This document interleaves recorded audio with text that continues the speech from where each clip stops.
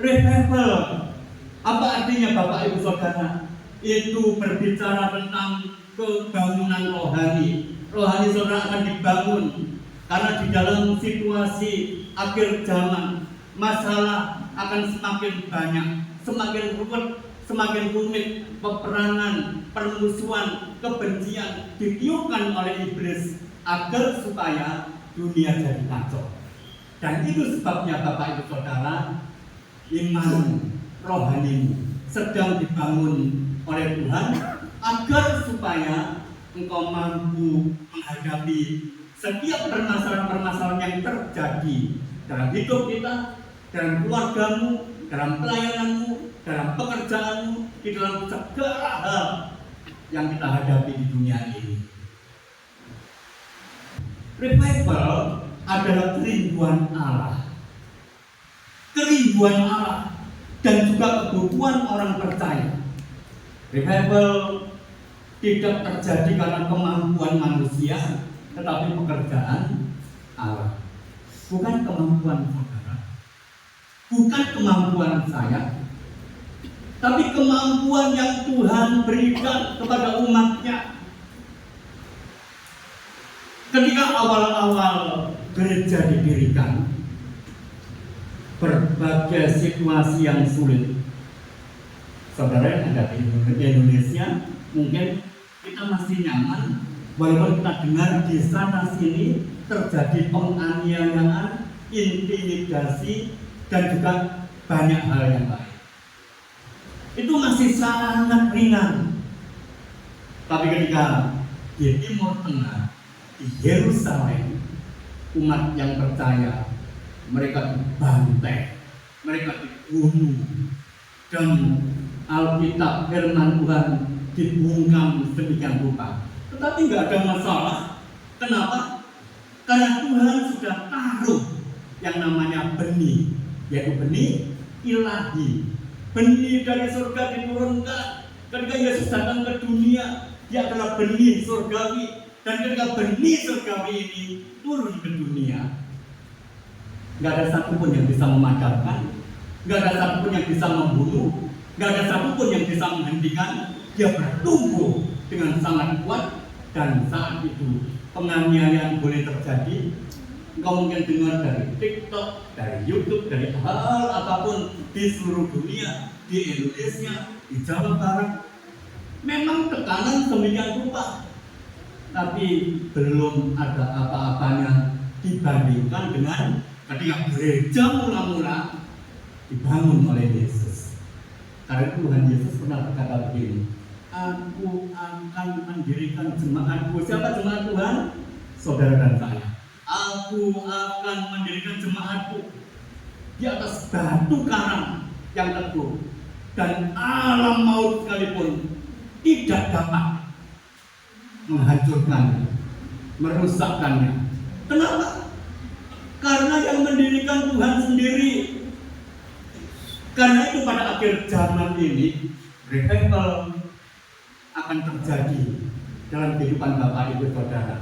Engkau akan dibangun di Jamar Roh Kudus, dan Tuhan sendiri yang mempersiapkan saudara, memberkati saudara, memberikan kekuatan kepada saudara. Goncangan boleh terjadi, tetapi Bapak Ibu Saudara, apapun boleh terjadi, apapun menggoncang saudara, engkau tidak akan tergoncang kalau rohanimu dibangun oleh Tuhan. Apakah yang Allah kerjakan untuk revival bagi umatnya? Kita lihat berikutnya. Yang pertama, nubuat dinyatakan. Nubuat dinyatakan. Kisah Rasul 2 ayat 17, nubuatan dari kitab Yoel. Yoel itu seorang nabi yang hidup 800 tahun. Berapa? Nama? 800 tahun sebelum Yesus datang ke dunia. Nubuatan disampaikan, dan isinya persis seperti ini dalam Kisah Rasul pasal 2 ayat 17. Akan terjadi pada hari-hari terakhir, demikianlah firman Allah, bahwa aku akan mencurahkan rohku ke atas semua manusia, maka anak-anak laki-laki dan perempuan akan bernubuat, dan teruna-terunamu akan mendapat penglihatan-penglihatan, dan orang-orang yang tua akan mendapat mimpi. Ketika Roh Kudus dicurahkan, Bapak Ibu Saudara, waktu gereja mula-mula itu gereja belum seperti sekarang. Orang bertobat percaya nggak seperti sekarang. Sekarang ada banyak gembala-gembala, ada banyak hamba-hamba Tuhan yang mendoakan saudara, yang mendampingi saudara. Tapi pada tahun-tahun awal gereja mula-mula, mereka mendengar firman Tuhan. Ketika Injil diberitakan, banyak yang bertobat. Tetapi hari-hari itu, mereka setelah bertobat, rasul-rasul ini nggak berhenti di situ. Dia pergi ke sana beritakan Injil, semangat sekali karena Roh Kudus berikan anugerah, karunia, otoritas kepadanya. Ada kuasa-kuasa kesembuhan ilahi, ada banyak masalah, bahkan ada orang mati dibangkitkan, dan itu terjadi pada masa-masa gereja mula-mula. Tapi rasul-rasul nggak berhenti, Bapak Ibu Saudara. Rasul-rasul berjalan terus. Dia berjalan Injil di sini, dia pergi lagi ke tempat lain, dan apa yang terjadi, Bapak Ibu Saudara? Yang ditinggalkan ini mungkin mereka bingung. Apa yang harus kami kerjakan? Kami nggak punya pemimpin, tapi Roh Kudus memimpin mereka. Dan saat itu ketika di loteng Yerusalem, baru saja Yesus disalibkan, lalu kemudian dia dikuburkan, dan 3 hari kemudian dia bangkit. Tetapi Bapak Ibu Saudara, murid-murid Tuhan Yesus merasa kehilangan. Mereka kehilangan seorang pemimpin. Lalu mereka berdoa di atas loteng di Yerusalem. Mereka berdoa, pintu ditutup rapat, dan tiba-tiba pada hari ke-10 ketika terus mereka berdoa, dan apa yang terjadi, Bapak Ibu Saudara? Roh Kudus diturunkan atas mereka. Tiba-tiba, ingat Rasul Petrus ketika Yesus disalibkan, sebelum dia disalibkan, dia berkata begini, "Guru, siapa yang berani menyalibkan engkau? Kalau ada yang berani untuk menganiaya engkau, menangkapmu, aku maju duluan, aku mati duluan." Tapi faktanya apa? Ketika Yesus disalib, diadili, ada seorang perempuan, anak kecil mungkin masih remaja, tiba-tiba dia melihat orang yang seringkali bersama-sama dengan Yesus, dan dia berkata, "Bukankah engkau ada orang yang selama ini bersama-sama dengan orang yang di dalam itu?" Petrus kaget. Dan apa yang dilakukan Petrus? Dia lari, dia sembunyi. Padahal kemarin katakan, "Aku mati duluan." Tetapi setelah mereka berdoa 10 hari, hari ke-10 mereka dipenuhi Roh Kudus. Yang pertama kali bangkit siapa? Petrus. Ketika seseorang dipenuhi Roh Kudus, ketika Roh Kudus itu diturunkan atas pribadi orang itu, dia mengalami perubahan, keberanian, menyala-nyala. Dan ketika itu tiba-tiba Roh Kudus memenuhi mereka, dan suara yang mereka pikir apa yang terjadi, mereka tiba-tiba berbicara dalam bahasa-bahasa asing, bahasa roh yang tidak mereka mengerti, dan sampai suara itu keluar. Dan di luar orang-orang pada bulan hari Pentakosta di Yahudi itu ada beberapa hari-hari raya. Kalau nggak salah ada 7 hari raya, Paskah, Pentakosta, dan lain-lain. Dan hari itu setiap hari raya orang Yahudi, maka seluruh orang Yahudi yang ada terpencar dimanapun, mereka akan datang ke Yerusalem. Mereka pulang ke Yerusalem. Mereka akan beribadah dan menyembah Tuhan. Dan ketika mereka melewati loteng ini, lalu mereka berjalan di sana, mereka kaget. Ada apa ini? Suara gegap gempita. Ada apa ini? Mungkin hari-hari ini juga banyak terjadi pro kontra masalah Roh Kudus, masalah bahasa roh. Saya nggak bahas soal itu, tapi saya sedang berbicara tentang apa? Kalau seseorang dipenuhi Roh Kudus, dampaknya adalah dia mengalami perubahan. Tiba-tiba dia semangatnya baru, nggak takut lagi. Dan Petrus yang kemarinnya berapa hari yang lalu, ketika dia ada seorang perempuan berkata, "Bukankah engkau adalah orang yang biasa bersama-sama dengan orang yang di dalam itu, yang dimaksud adalah Yesus?" Petrus sangat ketakutan, tapi hari itu setelah dia penuh Roh Kudus, apa yang terjadi? Apa yang saudara?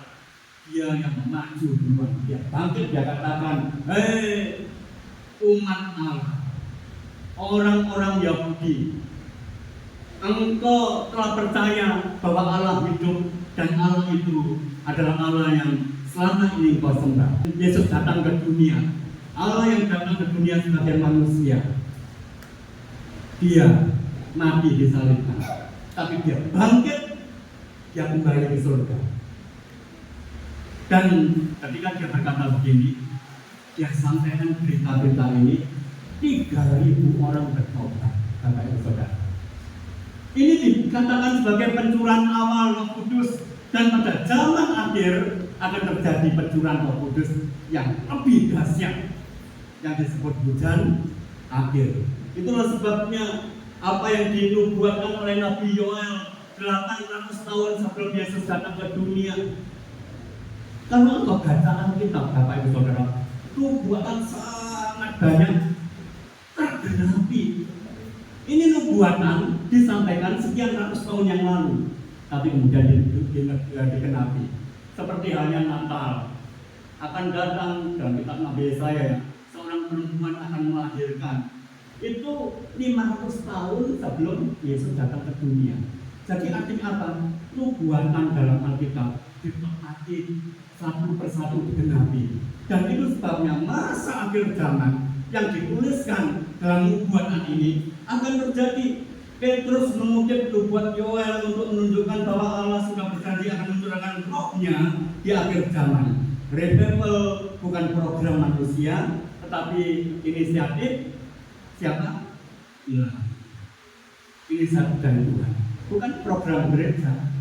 Gereja tidak membuat program akan terjadi akhir zaman, akan terjadi nubuatan, akan terjadi nanti pada masa akhir zaman Roh Allah akan dicurahkan. Itu bukan program gereja, itu bukan program hamba Tuhan, bukan program dari pendeta, tapi program dari Allah. Kalau ini nubuatan adalah program dari Allah, kira-kira menurut Bapak Ibu Saudara digenapi enggak? Pasti akan digenapi. Tahun 2012, ketika Tuhan izinkan saya ke Israel, saya tiba-tiba kurang 14 hari itu ditelepon sama seseorang. Pak Kris sudah pernah ke Israel? Belum, Pak. Bapak 2 minggu lagi bisa berangkat ke Israel. Loh Pak, aku uang lagi nggak punya, paspor juga lagi nggak punya. Terus bagaimana Pak? Pak Kris, paspor itu cuma 3 hari jadi. Saya ngomong sama istri, saya tiba-tiba diminta untuk berangkat, tapi saya nggak ceritakan prosesnya. Akhirnya kami berangkat. Ketika saya sampai di sana, kami dibawa ke tempat yang tinggi, lalu diajak melihat sebuah lembah. Dan mereka berkata begini, di ujung sana itu, yang di tengah-tengah lembah itu di dalamnya ada bunker yang dimana di bawahnya ada pesawat-pesawat, ada alat-alat, ada senjata-senjata yang canggih yang dibangun oleh Israel.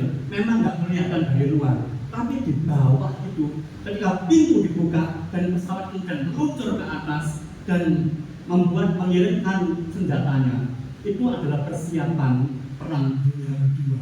Kata mereka begitu. Jadi Israel sendiri percaya dengan nubuatan, karena pada masa akhir zaman yang terjadi, kalau Bapak Ibu pernah dengar berita-berita hari-hari ini, bagaimana Israel dikepung oleh bangsa-bangsa, itu juga sudah dinubuatkan Bapak Ibu Saudara, bahwa Israel akan dikepung, akan diserang bersama-sama, itu sudah dinubuatkan. Tetapi pada masa akhir, ketika Israel dikatakan oleh nubuatan ini, mereka tidak berdaya, seolah-olah kalah. Tiba-tiba Mesias datang, tolong mereka, dan saat itu Israel bertobat. Pertanyaan banyak hamba Tuhan di seluruh dunia, anak-anak Tuhan, bahkan orang nggak percaya. Kenapa banyak orang Israel belum percaya? Karena mereka menganggap bahwa kenapa kok manusia dianggap Tuhan? Padahal yang disebut manusia ini adalah firman Allah, dan firman Allah ini telah menjadi manusia dan telah mengadakan mujizat, dan sampai hari ini mujizat masih terjadi. ada orang sakit disembuhkan, orang mati dibangkitkan, dan kisah-kisah ini masih terjadi sampai hari ini, Bapak Ibu Saudara. Tapi mereka nggak percaya. Tapi pada masa akhir zaman mereka akan bertobat. Nah, kata mencurahkan dalam bahasa Yunani ekcio, dalam bahasa Yunani artinya apa? Menggambarkan tindakan Allah, bukan tindakan manusia, tindakan Allah yang penuh, full, melimpah dan tidak ditahan-tahan. Artinya dengan curahan dan kuasanya, otoritasnya akan dinyatakan, yang terjadi banyak mukjizat. Orang-orang percaya, mereka akan menerima mukjizat, mereka akan menerima kesembuhan ilahi dan lain sebagainya. Itu akan terjadi seperti gereja yang mula-mula, tapi lebih lagi Bapak Ibu Saudara, tidak ditahan-tahan oleh Allah dan dicurahkan karena masa akhir akan tiba. Roh dicurahkan atas semua orang tanpa batasan usia, gender, atau status. Nggak peduli kaya atau miskin, nggak peduli saudara adalah kulit kuning, putih, merah, hijau, atau ungu sekalipun karena punya darah biru. Nggak peduli. Tuhan nggak peduli dengan gender, nggak peduli dengan usia. Nubuatan Kisah Rasul 2 ayat 17 tadi, di mana Rasul Paulus mengutip dari Yoel pasal yang kedua, firman Tuhan katakan apa? Ini adalah nubuatan yang akan digenapi. Revival telah ditandai dengan kewahyuan firman nubuatan, penglihatan, hikmat, dan dorongan roh yang menuntun umat kembali kepada kehendaknya. Karena itu engkau dan saya, bagaimana menerima kebangunan rohani, hati saudara, iman saudara dibangun oleh Tuhan adalah buka hati terhadap firman Tuhan. Nyatakan, jangan memadamkan pekerjaan roh. Bagaimana seseorang bisa memadamkan pekerjaan roh, Bapak Ibu Saudara? Caranya adalah engkau tidak percaya pada firman Tuhan. Kalau seseorang dengar firman Tuhan, tidak percaya firman Tuhan, rohnya akan padam. Kenapa?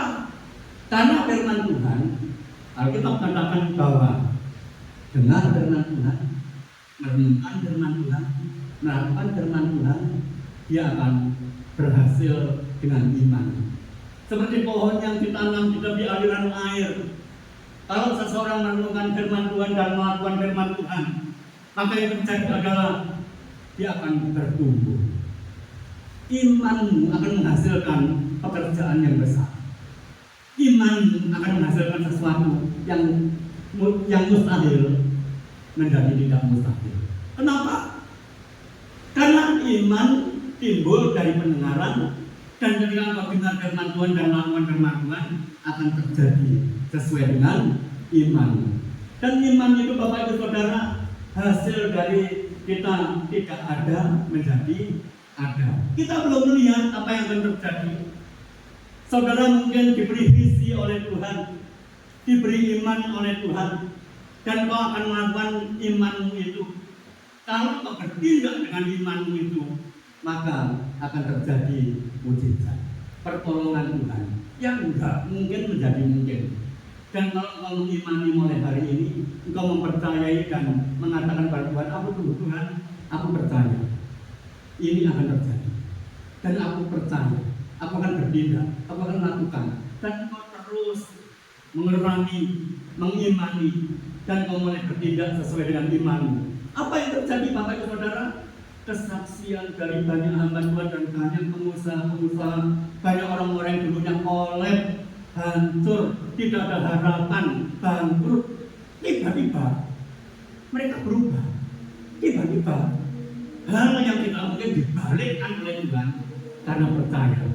Coba misalnya saudara putus asa, saudara kehilangan semangat, saudara tidak percaya, lalu saudara kemudian mengalami masalah dan berkata, masalah lagi, aku ini pasti gagal. Apa yang terjadi dalam hidupmu? Engkau hanya akan tinggal putus asa, masuk kamar, nggak bertindak apa-apa, karena engkau nggak percaya bahwa Tuhan sanggup mengubah hidupmu yang tidak mungkin menjadi mungkin. Karena engkau tidak percaya akan terjadi dalam perubahan hidupmu, dalam ekonomimu, keuanganmu, pekerjaanmu, pelayananmu, apapun itu. Kalau engkau nggak percaya, engkau nggak akan melakukan apa-apa. Betul? Benar, Bapak Ibu Saudara. Orang yang nggak percaya, dia nggak mungkin melakukan. Orang-orang yang percaya dengan imannya dan dia minta hikmat dari Tuhan. Tuhan, apa yang harus aku kerjakan? Karena aku mengalami seperti ini. Dan Tuhan berkata, engkau bangkit dan engkau harus buka matamu dan lihat pekerjaan Tuhan dan pekerjaan manusia itu berbeda. Pikiran manusia dengan pikiran Tuhan itu berbeda. Kalau manusia seringkali berkata, nggak mungkin, nggak bisa, nggak mungkin, ini nggak masuk dalam logika, mujizat nggak sesuai dengan logika, nggak mungkin. Tapi kalau Tuhan berkata, lihatlah. Tuhan berkata kepada Bapak Abraham, pandanglah sekelilingmu, apa yang kau percaya akan terjadi dalam hidupmu. Keturunanmu akan seperti bintang di langit dan pasir di lautan.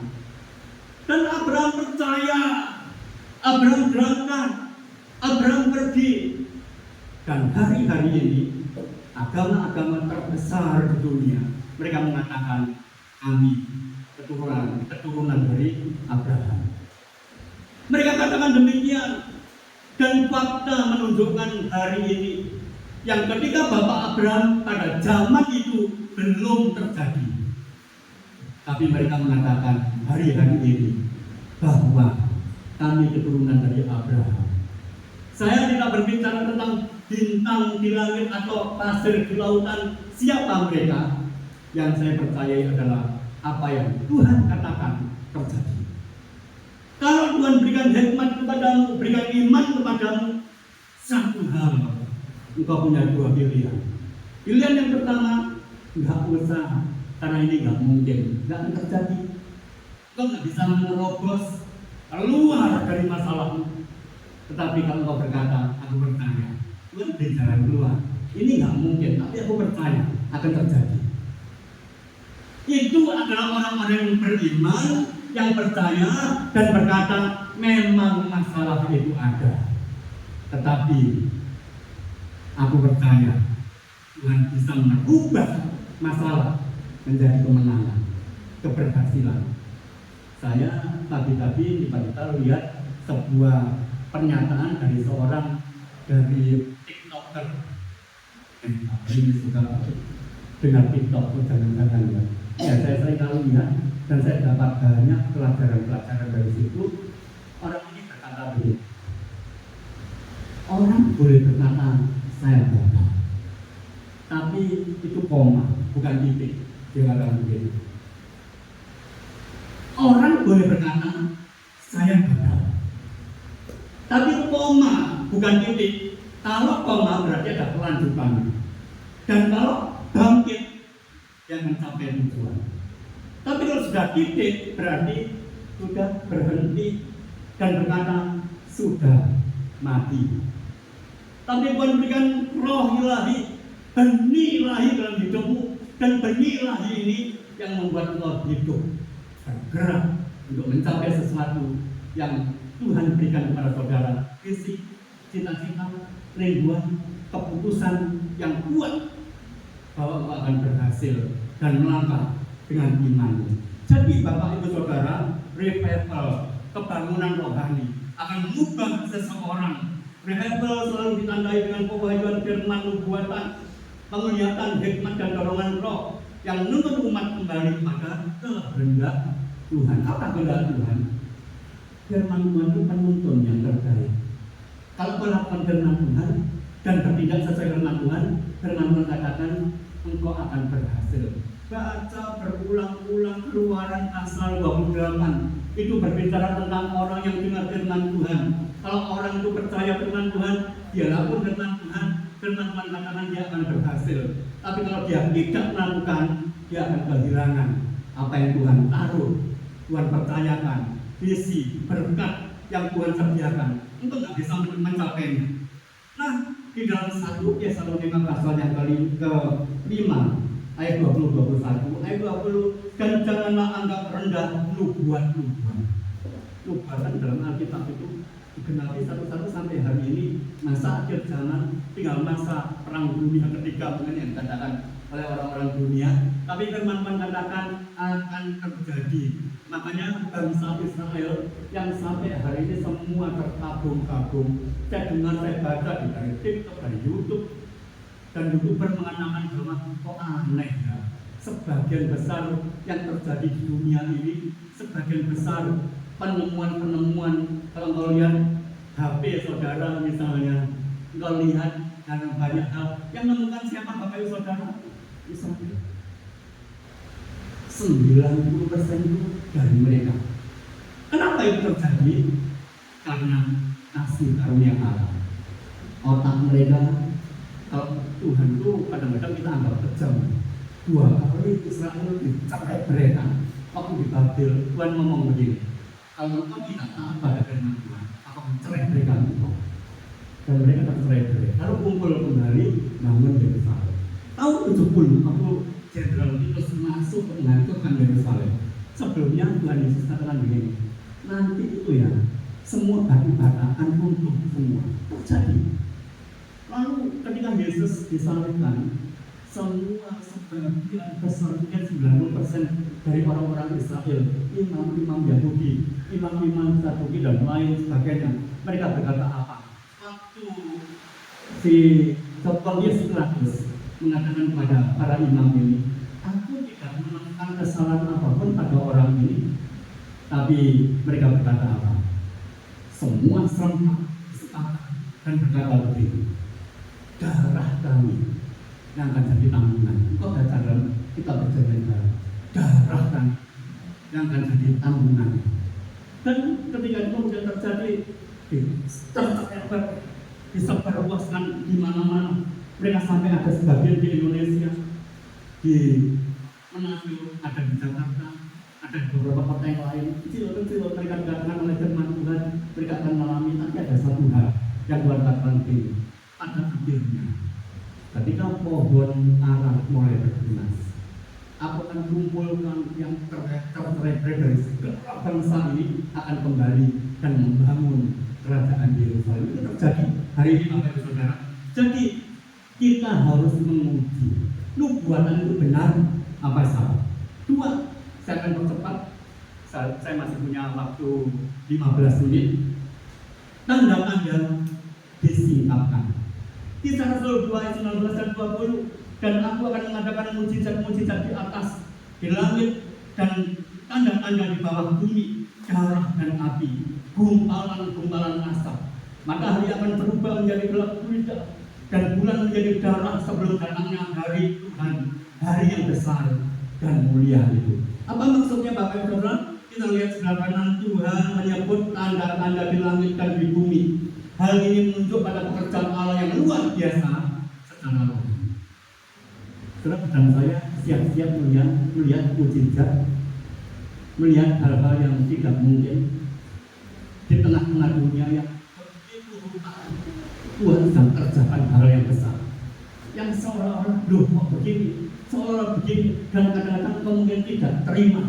Tapi ingat, ketika hujan akhir, ketika nubuatan ini oleh Tuhan dinyatakan, nggak akan melihat hal-hal yang tidak mungkin menjadi mungkin. Waktu beberapa tahun yang lalu, ketika di Poso terjadi bencana, musibah, salah satu yang terjadi, Bapak lihat di YouTube, Bapak Ibu, gereja yang ada di wilayah A di sini, ketika terjadi gempa bumi, pindah. Gereja itu pindah di tempat lain, berdiri di tempat lain. Ternyata mereka karena situasi yang seperti itu, entah bagaimana caranya, itu tangan Tuhan, Bapak Ibu Saudara. Kok gereja ini kita pindah di sana jauh? Kalau bergeser beberapa meter mungkin wajar. Kalau terjadi gempa itu terjadi pergeseran tanah. Tapi yang terjadi adalah, loh kok biasa tempat ibadah ini di wilayah ini, kok sekarang bisa berubah jauh sekali dan berdiri di sana. Ini kan mujizat Bapak Ibu Saudara. Dan kau tahu tentang tanah Poso, saya nggak perlu cerita karena ini wilayah yang tidak aman yang saya saksi, itu nggak perlu lagi. Tapi saya akan berbicara pada saudara, segala hal boleh Tuhan rencanakan untuk hal-hal yang tidak sesuai dengan rencana Tuhan, tetapi rencana Tuhan akan tetap terjadi karena tangan Tuhan yang mengendalikan umatnya. Tangan Tuhan yang mengendalikan negara di dunia ini. Segala sesuatu boleh terjadi, tapi kehendak Tuhan, rencana Tuhan pasti akan terjadi. Revival selalu membawa tanda-tanda pembaharuan, pertobatan, pemulihan, kehausan akan firman Allah, doa yang bergairah, dan pelayanan yang dibangkitkan. Tuhan memakai tanda-tanda ini untuk mengguncang kenyamanan manusia dan mengarahkan fokus kembali kepada keputusannya. Responlah tanda-tanda itu dengan kerendahan hati, bukan dengan ketakutan. Artinya apa, Bapak Ibu Saudara? Pertobatan itu bukan pekerjaan manusia.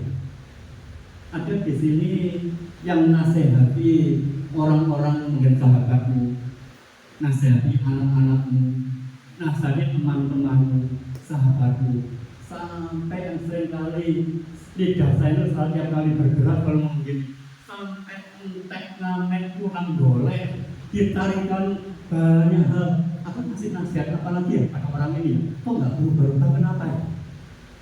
Kenapa itu nggak bisa terjadi, Bapak Ibu Saudara? Apakah nasihatmu nasihat yang gagal? Apakah nasihatmu adalah nasihat yang tidak ada artinya, tidak ada pengaruhnya apa-apa? Bukan soal itu. Seseorang akan mengalami perubahan jika hatinya dijamah Roh Kudus. Tiba-tiba dia dicerahkan. Iya ya, ternyata dulu itu aku salah ya. Roh Kudus yang merubah orang itu, bukan pekerjaan manusia. Nasihat itu baik, boleh, agar pikiran orang itu ngerti. Ada orang-orang dengan nasihat dia bisa berubah, tapi berapa banyak nasihat-nasihat tidak dianggap. Tapi kalau Roh Kudus sudah menjamah orang itu, Roh Kudus sudah menaungi orang itu, Roh Kudus sudah merubah orang itu nggak usah diomongi apa-apa, berubah. Makanya kadang-kadang ada penjaga, kadang-kadang ada gali, preman, orang yang banyak membunuh. Tahun 1983 saya sekolah kitab di sekolah kitab Palmangu, dan teman-teman saya 10 orang mantan preman, mantan gali. Lalu akhir-akhir ini kami kan punya grup alumni ya. Teman-teman kami saja, puji Tuhan, mereka dirubah oleh Tuhan, hidupnya dirubah oleh Tuhan. Siapa yang merubah, Bapak Ibu Saudara? Roh Kudus. Ada satu orang yang hari itu baru beberapa bulan sekolah di situ, lalu berkata, aku nggak tahan di sini, aturan yang terlalu ketat, terlalu berat, aku nggak tahan, aku pulang saja ke Jakarta. Dia pulang, kita dengar bulan depannya dia mati. Karena zaman itu, zaman Petrus, bukan Petrus murid Yesus, tapi penembakan misterius. Orang-orang tua pasti ingat itu. Ketika masa-masa itu banyak gali-gali, preman-preman dicari bekerja, mereka dibunuh. Setelah dibunuh, dilempar di jalan itu aja. Ada yang dilempar ke sungai, di perempatan-perempatan jalan, dan tidak ada yang berani menguburkan. Tahu-tahu sudah ada di situ, di depan rumah seseorang, itu terjadi. Tapi dalam situasi seperti itu, ada teman-teman saya yang 10 ini, kemudian dia sekolah Alkitab kepingin berubah, dan memang banyak berubah. Jadi hamba Tuhan yang dipakai oleh Tuhan. Terus tahu namanya gali preman, orang yang suka nekat, dan setelah mereka bertobat, mereka nekat luar biasa. Mereka datang ke satu tempat yang beritakan Injil, diancam, nggak takut lagi. Dan mereka berkata, seharusnya aku sudah mati mulai dulu, karena Petrus penembak misterius itu aku sasarannya.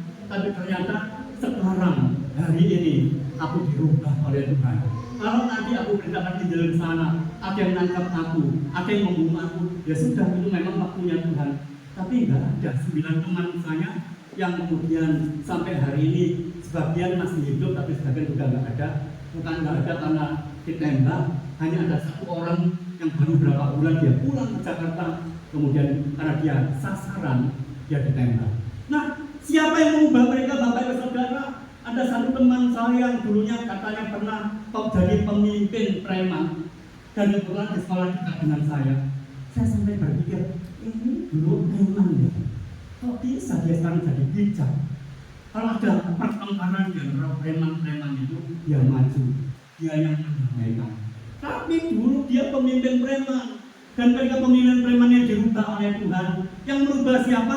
Bukan manusia, bukan guru-guru kami yang ada di sekolah agama, tapi Roh Kudus yang mengubah mereka. Dan Roh Kudus yang sama yang akan mengubah hidupmu, mengubah keluarga, mengubah masa depanmu. Kalau kau bertindak dengan iman, kalau itu responlah tanda-tanda itu dengan kerendahan hati, bukan ketakutan. Yang ketiga, yang terakhir, keselamatan diberikan. Kisah Rasul 2:21, dan barang siapa yang berseru pada nama Tuhan akan diselamatkan. Puncak revival adalah keselamatan jiwa. Tuhan Allah bukan sekedar pengalaman rohani, tetapi pertobatan dan pemulihan umat manusia. Targetnya pertanian rohani itu apa?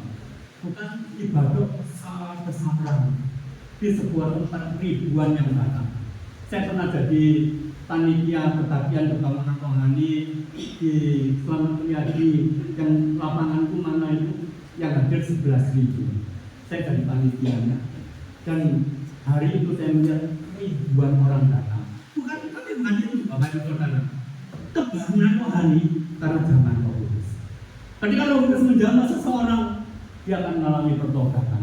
Orang yang putus asa akan dibangkitkan, dia akan semangat, dia akan berkata, aku boleh jatuh, tapi aku akan bangkit kembali. Aku boleh jatuh, tetapi aku tidak akan tetap diam. Tapi aku akan bangun, dan aku akan mencapai keberhasilan. Kenapa ini bisa terjadi? Roh Kudus adalah roh pendamai. Roh Kudus adalah penghibur. Roh Kudus adalah yang mengingatkan kita akan kesalahan-kesalahan ini benar, ini salah. Tapi jangan lupa, Roh Kuduslah yang membuat engkau jadi bangkit, jadi kuat, jadi berani menghadapi masalah apapun masalahmu. Engkau akan berani karena apa? Roh Kudus. Dan yang terakhir, revival sejati, mengembalikan manusia kepada hubungan yang benar dengan Allah. Dosa membuat putus hubungan dengan Tuhan, tetapi revival, kebangunan rohani, karya Roh Kudus akan memulihkan dosa di dunia ini, menjamah hati manusia. Dia bertobat, dia pandang Yesus, dan mengalami perubahan. Karena itu serukan nama Tuhan setiap hari, andalkan Dia dalam segala keputusan, doakan dan jangkau mereka yang belum mengenal Kristus. Mereka yang belum bertobat itu bukan musuhmu, Bapak Ibu Saudara. Orang-orang yang memusuhimu itu bukan musuhmu. Karena firman Tuhan katakan, musuh kita, lawan kita bukan daging, bukan manusia, tetapi musuh kita adalah roh yang berusaha untuk membalikkan, berusaha menghancurkan rencana Tuhan. Tetapi Tuhan katakan, roh harus dilawan dengan roh, dengan doa, dengan iman, dengan percaya. Itulah yang mengubah hidup manusia.